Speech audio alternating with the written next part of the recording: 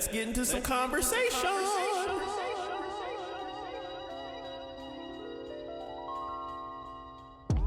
So, let me also set a timer. 30 minutes. Set a timer for 30 minutes.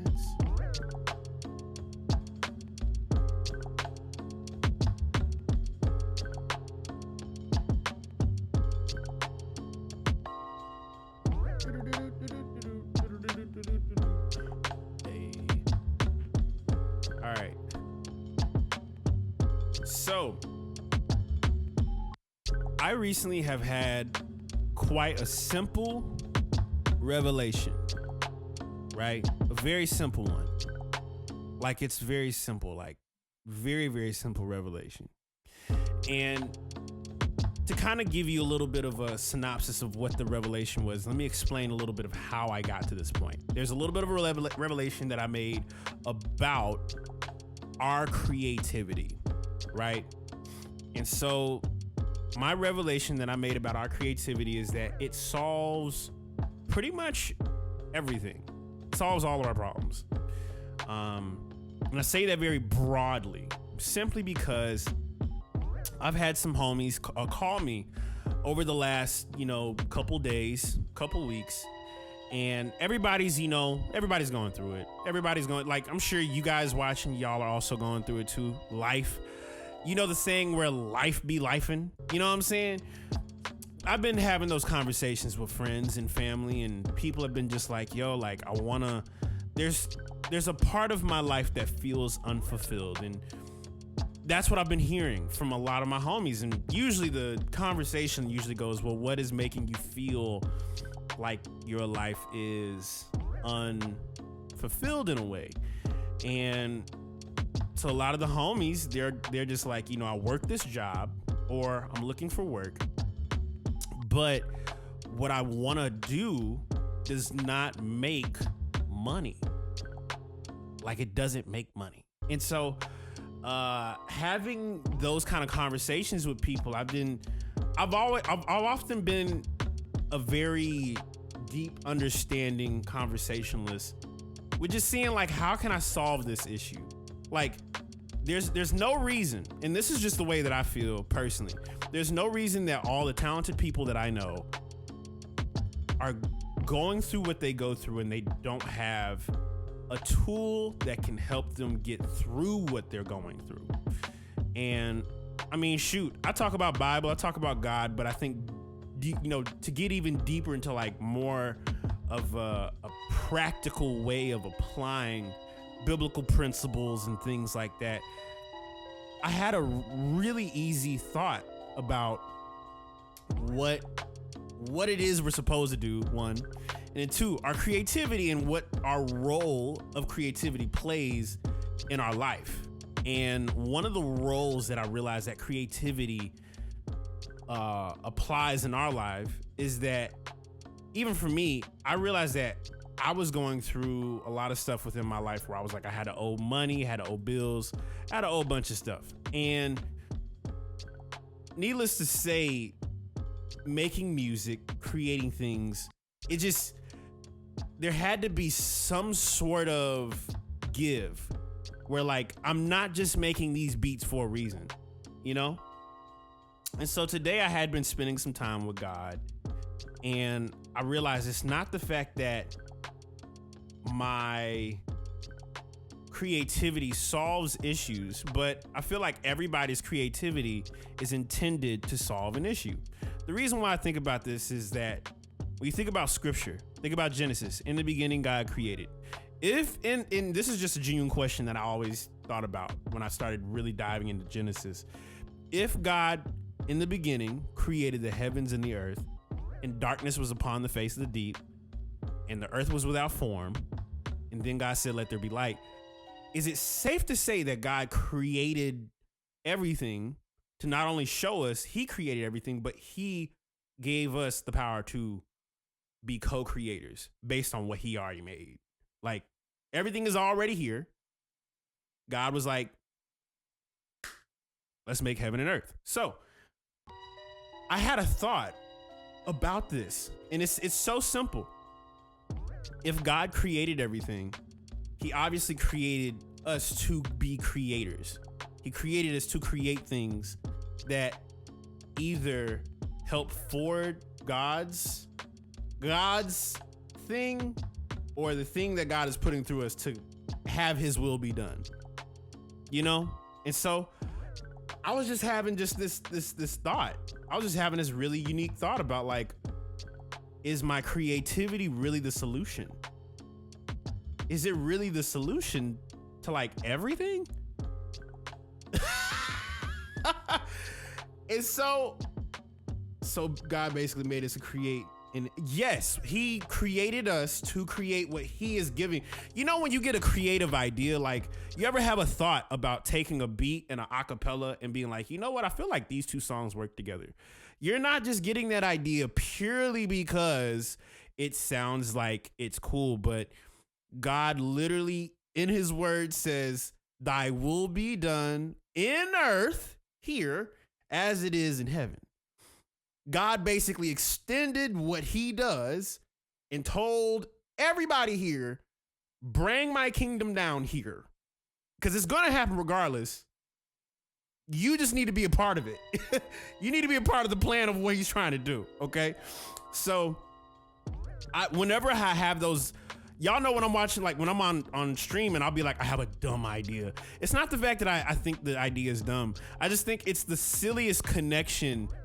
To me, it's the silliest connection where it's actually clever, really clever. I've sat and made beats for years and didn't really have those golden nugget moments until I start sitting down and using my gift to make beats, play keys and play drums. And as I'm doing it, it's like, utilizing my gift allows me to solve a creative issue. You know what I'm saying? So neither here nor there.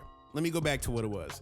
A buddy of mine was mentioning something about how he has the ability to connect with people. He recognized that his gift, and I want you guys to also pay attention to this part, because this is going to be very crucial for you guys to be able to understand how your creativity solves problems. But he recognized that he was like, you know, he wants to make music, he wants to make beats, he wants to create, but he doesn't make the money from it.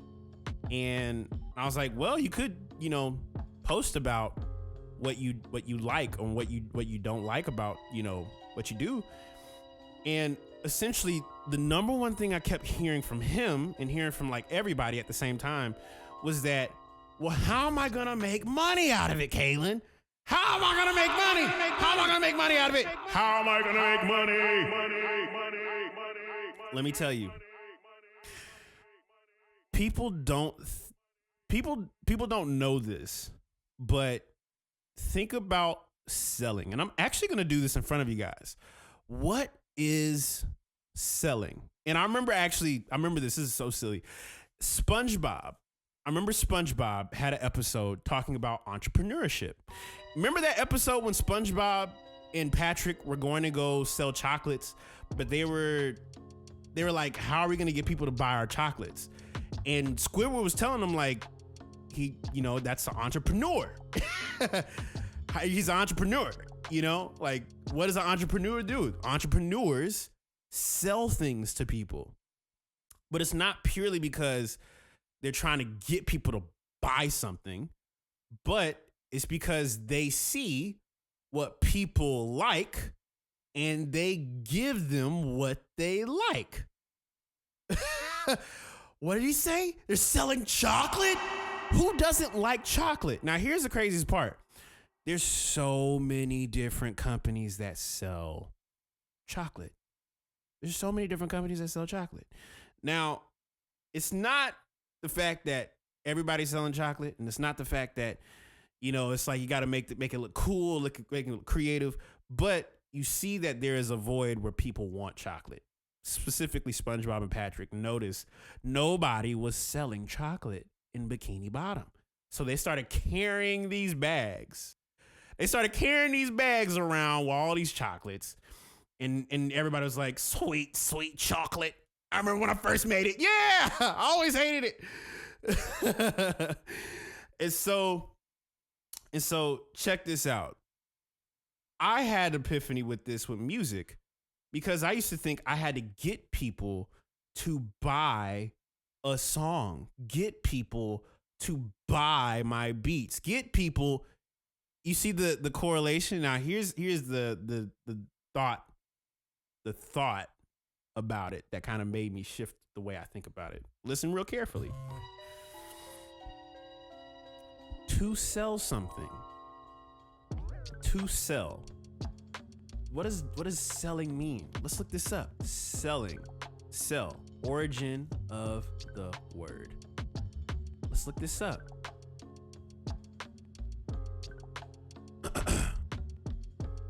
The word sell comes from Old English word sellen, which means to give. To give. To give, furnish, supply, lend, surrender, give up, deliver. To promise. To offer a sacrifice. To give, hand over, to give. And I actually had a thought. Music has an incredible way of attracting people. It attracts people. So wait, if you make really great music attracts people to what you're selling. What do we make music for? We make music to tell our story. The mediums that I don't just tell people to post on social media all the time simply because it gets people to listen to their music, but it's because the music that you post online attracts people to your message. It attracts people to your story. In the moment that I realized I'm selling my story, what I learned, everything that I've learned. You guys see this room, this stream, this room. I grew up here. I started my career in this room. This is my story. And I realized this story is very important to me. It's so important that I was like, what if I made a tool that other people could take into their homes and use? That's what turned into sound packs. That's what turned into albums. That's what turned into merch. That's what turned into the Live F5 stream. That's what turned into the Makers Club. This is all a part of a story of me, why I enjoy making music so much. I loved making music so much, and I wanted to be able to tap into that. How do I sell it? I tell people my story. I show people the story of what got me into this. And based off of whatever I show people, people will connect to that. Do you know how many millions of people have listened to the Neptunes? Do you know how important the Neptunes is to my story, to Tyler the Creator's story, to everybody? It's part of selling. It sold a feeling. The reason why I brought up SpongeBob specifically is simply because SpongeBob is a great example of selling someone on a feeling. We all know SpongeBob purely because of how it made us feel. That's the only reason. People will never remember what you told them, but exactly what you made them feel. Exactly that. That's why we love SpongeBob so much. That's why we fancy living, here we come, la la la. Because when life gets so crazy, you're gonna quote a SpongeBob TV show reference because of how gnarly they would say things that people don't typically say. So we're the generation of SpongeBob thinkers, okay? But what I loved about that SpongeBob episode was that, like, SpongeBob didn't care what anybody else thought. Patrick, too. They both were on one accord. They were very similar people. Very similar people because both of them didn't care what other people thought. Every episode, SpongeBob and Patrick were doing something that they wanted to do. If SpongeBob was going to sell chocolate, he was going to sell chocolate. If Patrick saw SpongeBob selling chocolate, he's like, I'm right there with you. Like, every episode was that. Every episode. Whether they were getting into trouble, whether they were doing something, they just weren't afraid to do it. Their story.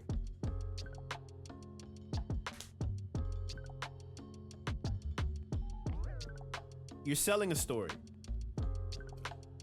And how do you sell a story? Well, something that actually broke my brain this year was, so videos help sell. Yes, they do. Because it's not that the video helps sell music. It's not that the video sells music. It's not that the beats sell the music. It's about what the music feels like. One. Let's just make sure that is number one.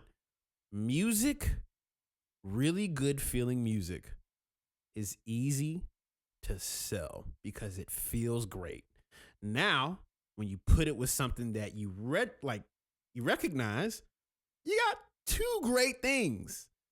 And if you do that consistently, you will get thumbs up across the board, AKA likes. That was the revelation. And the funny part about it is, and let's see here, Crash says, I have the videos and haven't had the creative bandwidth to put them together, probably because my overall mood is affecting my creativity some. And that is also another thing, but I think even mood, right? Moods are, I'll say this very loosely. Everybody's moods, everybody's feelings, everybody's thoughts, they're completely valid. But I think one of the things that I understood about how to think about it from this perspective is that our creativity is a superpower. I mean, think about how dope it is to hear a sound. Like, think about it like this. Think about how dope it is to take a sound, like a kick drum, a snare, 808, and a sample, and you put it together. And if it makes you feel really good, you post it, you listen to it, you show your homies. The reason why you want to show your homies is because you hope that someone connects with it in the same way that you did.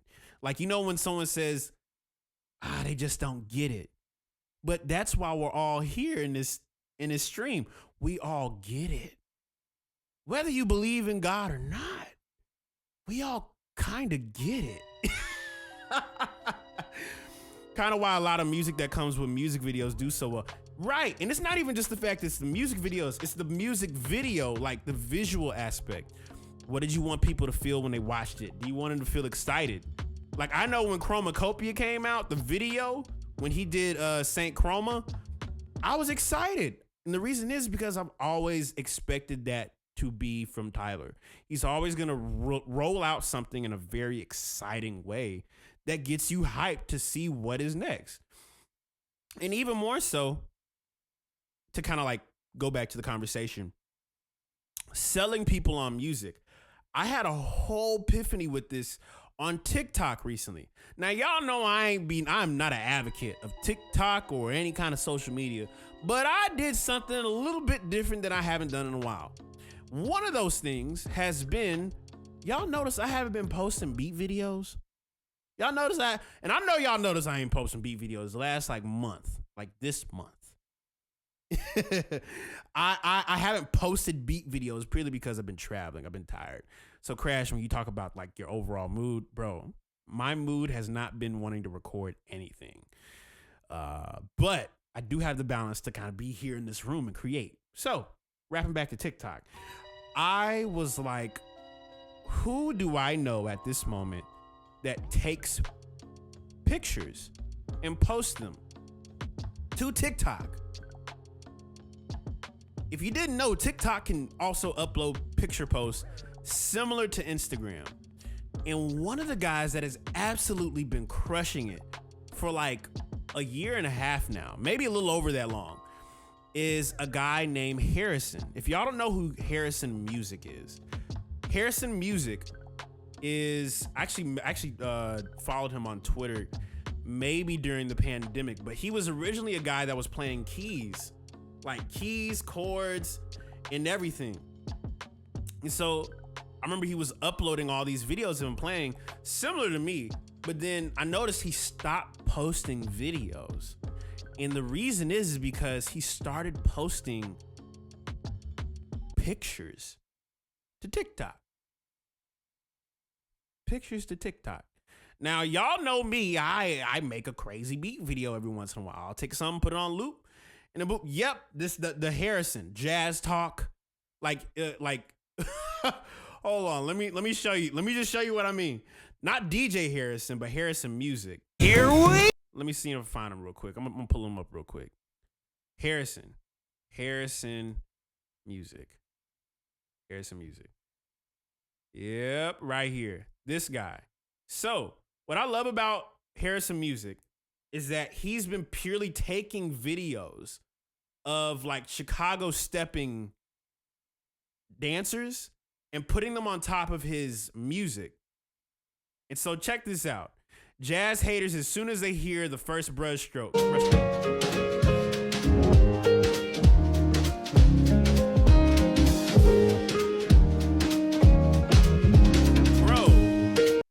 He just uploads videos of his music with like these videos. And this isn't just the only time he's done it.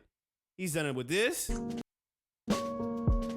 you okay? What do you mean you hate jazz?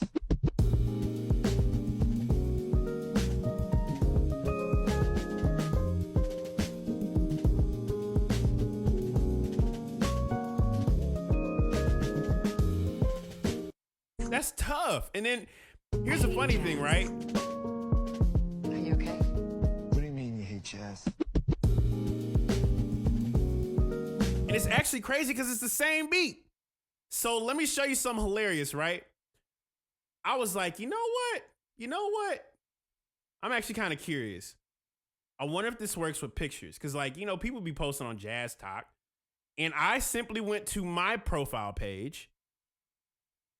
And y'all know I just dropped the album, right? Now, given I just started doing this maybe back in January, but I uploaded a video and I realized there's people who don't know who I am.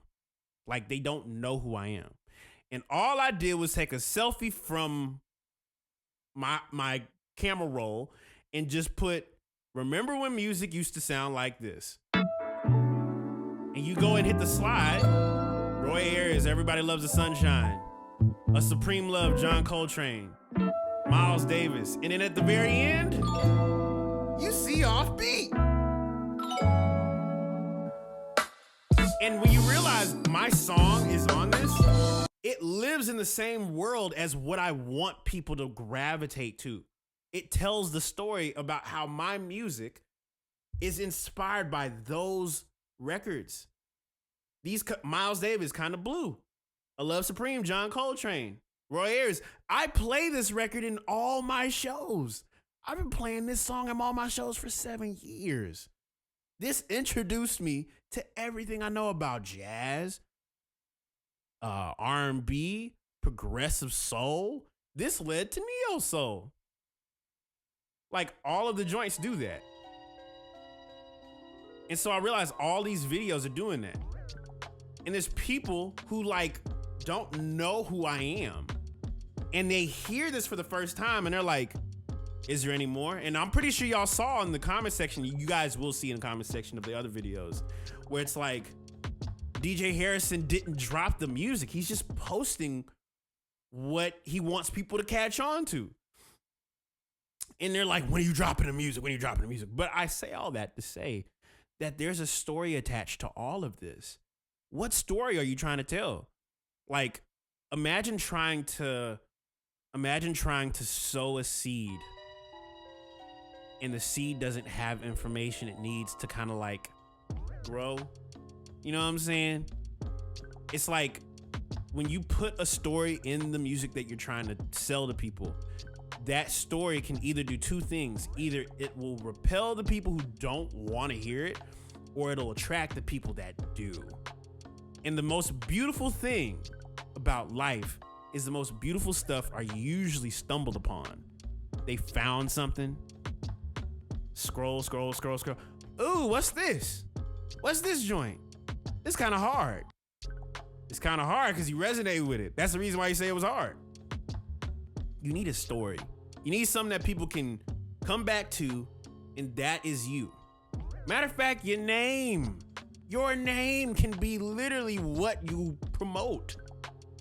And you know, hold on, let me see here. Fino Rango says, that's crazy. I'm a barber, photographer, and videographer, but I first started making music when I was 12. Seeing my dad and sister make music, you telling us to make certain videos, dope. Yes, that's the beautiful part about creativity. A lot of people think you have to imitate and mimic other people. Like, don't get me wrong, if you have the ability to go crazy on the instruments, by all means, film yourself doing it. People do want to see that. But I think more than people seeing me play on this drum kit, what people see when I'm sitting down on this kit is that when they ask me, Kaelin, how long have you been playing drums for? I've been playing drums since I was 3 years old. My dad threw me on a drum kit. He threw me on a CB drum kit when I was 3, and I remember I could barely keep up. I was 3 years old. I couldn't catch the beat. But I remember my dad was telling me, like, watch my foot. Watch my foot. And when he would say, watch my foot, that created my metronome in my mind to, like, play the weirdest beats. I can capture whatever metronome at any point. As I'm talking to y'all, I'm hearing the music at the same time. Like, these drums are deeper than just, I got a drum kit in my room. This drum kit is a makeshift drum kit. Yeah. Tell your story. These cymbals, I got these 2 cymbals as a gift, right? This cymbal I bought maybe 4 years ago when I started like really getting into like recording my drums. It's music and video, 2 different forms of art. And what's crazy is one of the OGs in the YouTube space of beat making, shout out to John Wayne, he talked about this literally last year about how like video production and music, video production within the music space is massively underdeveloped right now. The reason is because those who have dominated it have always had giant platforms, AKA the music videos that we all watch.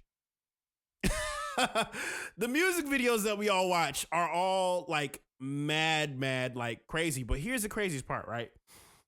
If you have an iPhone, if you max out the settings of your iPhone and go to a YouTube tutorial on how I can make my videos feel like movies, feel like cinema, you can learn it in a matter of 20 minutes. Now, applying that information is going to take longer, but Mad Keys is the best example of doing this. Shout out to Mad Keys. Mad Keys is incredible because, and I found this out, I didn't know he played violin. He plays violin. Mad Keys. That was his first instrument. I'll let him tell the story on that. But that's what I love about his story. He off rip has like, you can see that kind of like story in what he does. Even when you guys watch me, you watch the homies. Why I resonate with Mad Keys, Oh Gosh Leotis, Josh 2800, Nabian, Wave IQ, those guys we all think the same. But it's not the fact that we think the same. We came up with a very similar storyline. Grew up in church, had weird ideas, learned about Flying Lotus very early, and that was just what we were into. That's a part of your story. It's not the fact that you're just making music, you want to post it and have people respond to it. There's a storyline attached to it. Why are you doing this? Why are you making something? Why'd you make the joint? Because it sounded cool. How did you find the sample? I just went to YouTube. How long have you been using YouTube? I just get on there every once in a while.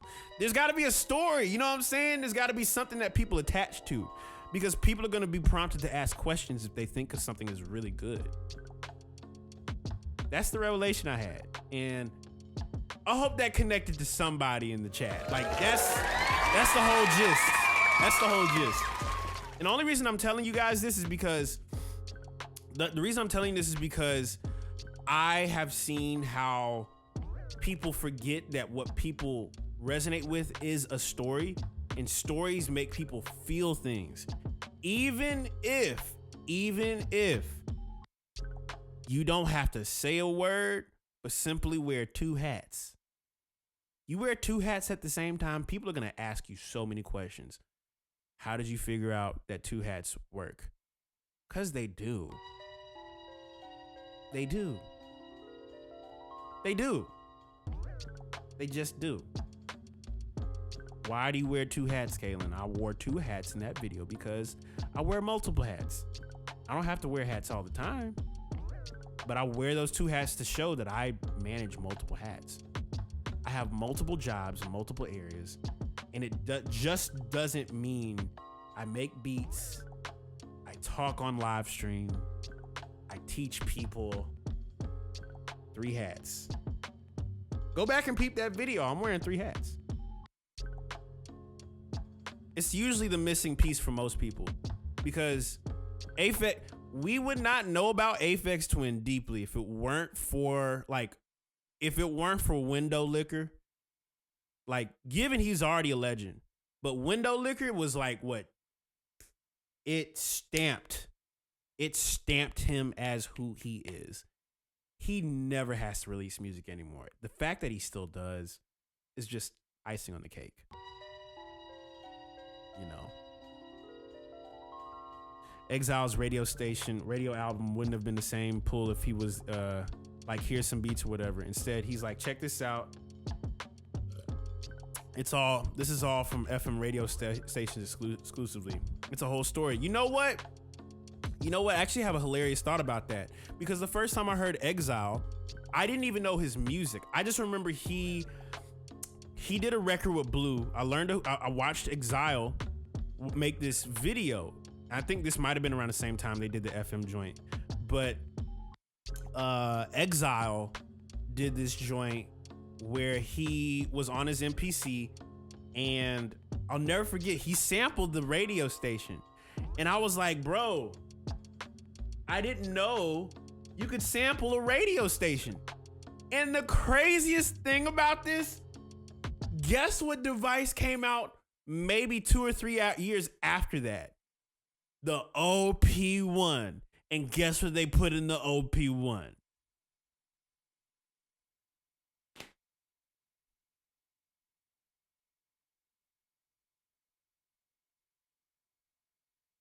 They put a radio. So even if you didn't have an idea, you could literally, this is so crazy. Even if you didn't have an idea, you could listen to the radio and just start sampling the radio in an OP1. I feel like Exile had a lot to do with that decision that they made in Teenage Engineering. Not sure if that's the case, but I mean, MPCs and radios, I'm sure everybody had been sampling radios at that point, but to put a radio inside the OP1, that's like if you put Wi-Fi inside of the SP404, like inside of it, not having to be connected, tethered, but like airdrop. You can airdrop to a SP404. That's a crazy thought. If they end up doing it after this video, just know it came from this. I said it here first, and now it's about to happen. Airdropping to the SP404. That is a crazy thought.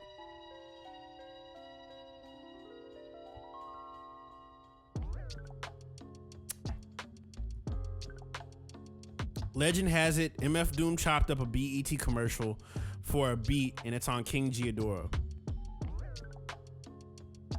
On King Giadoro joint somewhere. Would you do a fix that beat for the RZA Guitar Center beat? I need stems. I'd have to need stems for that. I could probably stem it out with Moises. Probably fix that up. Yeah. But I hope all that made sense. I'm just kind of yapping. Stem separator, that's hilarious. That's definitely obvious the way the NPC see. Yes. And so, any other questions before we get deep into it? Because I'm gonna watch a couple videos, a couple things, and then we just gonna get into it. Any other questions, y'all? Seriously, I think I'm more motivated to start visuals for my EP. That's what the boom doom about, man. That's what I'm talking about, Crash. That's what I'm talking about, Crash. I wanted to motivate you. That's it.